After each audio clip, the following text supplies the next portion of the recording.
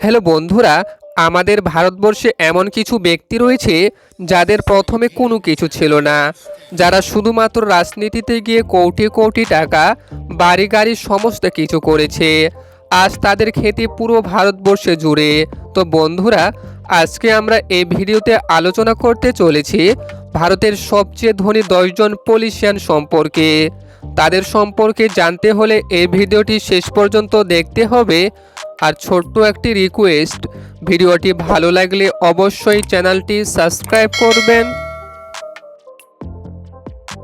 10 নম্বর স্থানে রয়েছে মঙ্গল প্রভাত লোধা। মঙ্গল প্রভাত লোধা হলেন একজন ভারতীয় মিলনিয়ার ব্যবসায়ী এবং ভারতীয় জনতা পার্টি অর্থাৎ বিজেপি এর একজন রাজনীতিবিদ। বর্তমানে তিনি মহারাষ্ট্র সরকারের পর্যটক এবং মন্ত্রিপরিষদভুক্ত মন্ত্রী পদে আছেন। লোধা রাজনীতির পাশাপাশি একজন ব্যবসায়ী। তিনি রিয়েল এস্টেট কোম্পানি লোধা গ্রুপের চেয়ারম্যান। বর্তমানে মঙ্গল প্রভাত লোধার মোট সম্পত্তির পরিমাণ 441 কোটি। 9 নম্বর স্থানে রয়েছে টি.এস. বাবা।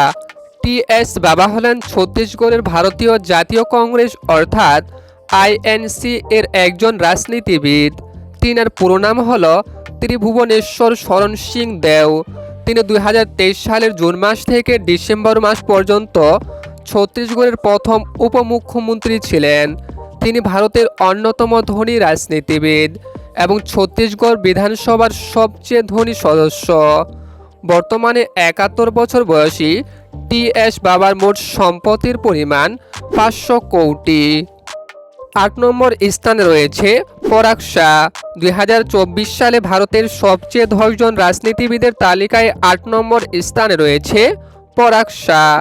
পরাগ শাহ হলেন একজন ভারতীয় রিয়েল এস্টেট ডেভেলপার এবং ভারতীয় জনতা পার্টি অর্থাৎ বিজেপি এর একজন রাজনীতিবিদ, যিনি 2019 সালে মহারাষ্ট্রের ঘাটকোপার পূর্ব আসনে প্রতিনিধিত্ব করে মহারাষ্ট্র বিধানসভার সদস্য হিসাবে নির্বাচিত হন।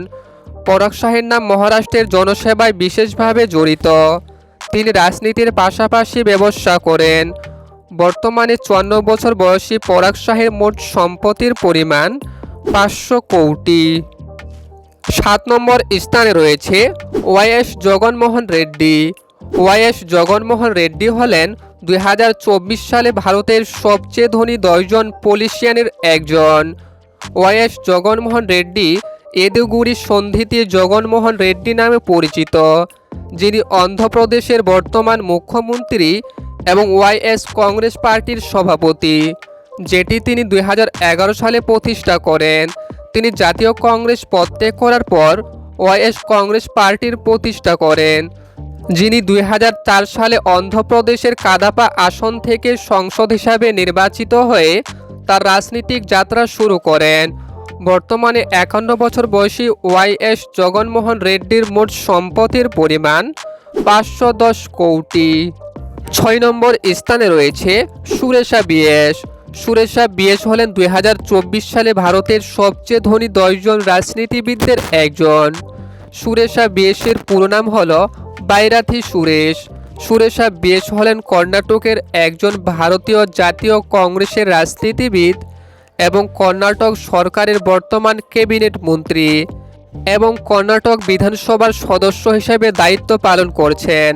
সুরেশা বিএস 2012 সালে এমএলসি হিসাবে তার রাজনৈতিক জীবন শুরু করেন এবং হেব্বাল বিধানসভা কেন্দ্রে বিধায়ক হিসাবে নির্বাচিত হন। বর্তমানে সুরেশা বিএসের মোট সম্পত্তির পরিমাণ 648 কোটি। 5 নম্বর স্থানে রয়েছে জয়ন্তী পেটেল। 2024 সালে ভারতের সবচেয়ে ধনী 10 জন পলিটিশিয়ানের তালিকায় 5 নম্বর স্থানে রয়েছে জয়ন্তী পেটেল।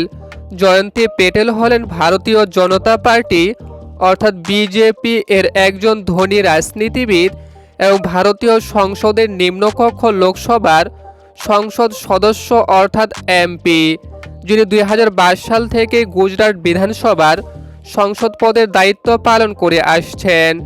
গুজরাটে কৃষি উন্নয়ন ও জনকল্যাণমূলক কাজে পেটেলের নাম বিশেষভাবে জড়িত। বর্তমানে 65 বছর বয়সী পেটেলের মোট সম্পত্তির পরিমাণ 661 কোটি। 4 নম্বর স্থানে রয়েছে এন চন্দ্রবাবু নাইডু। এন চন্দ্রবাবু নাইডু হলেন অন্ধ্রপ্রদেশের বিরোধী দলের নেতা এবং তেলুগু দেশম পার্টির সভাপতি ও প্রাক্তন মুখ্যমন্ত্রী, যিনি মুখ্যমন্ত্রী থাকাকালীন অন্ধ্রপ্রদেশে পরিকাঠামো উন্নয়নে কাজ করার জন্য বিখ্যাত। তিনি রাজ্যে প্রযুক্তি জগতে নতুন বিপ্লব নিয়ে আসেন এবং আইটি ও বায়োটেকনোলজির খাতে বিনিয়োগ করেন।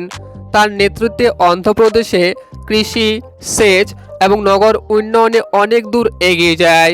বর্তমানে এন চন্দ্রবাবুর মোট সম্পত্তির পরিমাণ 668 কোটি। 3 নম্বর স্থানে রয়েছে প্রিয়া কৃষ্ণ। প্রিয়া কৃষ্ণ হলেন কর্ণাটকের একজন ভারতীয় রাজনীতিবিদ। বর্তমানে যিনি কর্ণাটক বিধানসভার জাতীয় কংগ্রেসের সদস্য। প্রিয়া কৃষ্ণ মাত্র 25 বছর বয়সে 2009 সালে কর্ণাটকের গোবিন্দরাজ নগরের বিধানসভার সদস্য হিসাবে নির্বাচিত হন। ফলে প্রিয়া কৃষ্ণ কর্ণাটক বিধানসভার সবচেয়ে কম বয়সী সদস্য হন। প্রিয়া কৃষ্ণ তার রাজনৈতিক জীবন শুরু করেন 2003 সালে। পরে গোবিন্দরাজ নগর থেকে বিধায়ক হিসাবে নির্বাচিত হন। বর্তমানে প্রিয়া কৃষ্ণের মোট সম্পত্তির পরিমাণ 1156 কোটি। 2 নম্বর স্থানে রয়েছে কে এইচ পুট্টস্বামী গৌড়া। কে এইচ পুট্টস্বামী গৌড়া হলেন একজন সমাজকর্মী, উদ্যোক্তা এবং কর্ণাটক বিধানসভার সদস্য।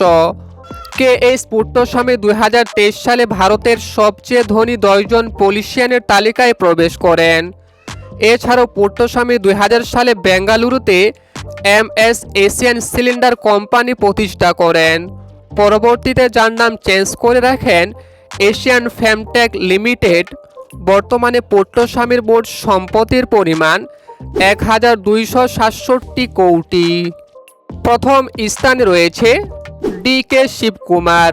ভারতের সবচেয়ে ধনী 10 জন পলিটিশিয়ানের তালিকায় প্রথম স্থানে রয়েছে DK শিবকুমার। DK শিবকুমার হলেন ভারতীয় জাতীয় কংগ্রেস অর্থাৎ INC এর একজন সিনিয়র নেতা ও কর্ণাটকের বর্তমান উপমুখ্যমন্ত্রী।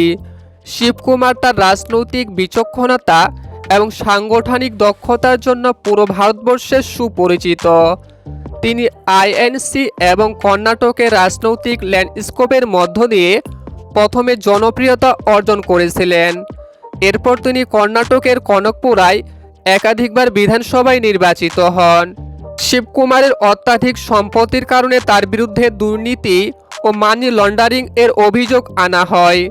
বর্তমানে শিবকুমারের মোট সম্পত্তির পরিমাণ 1413 কোটি।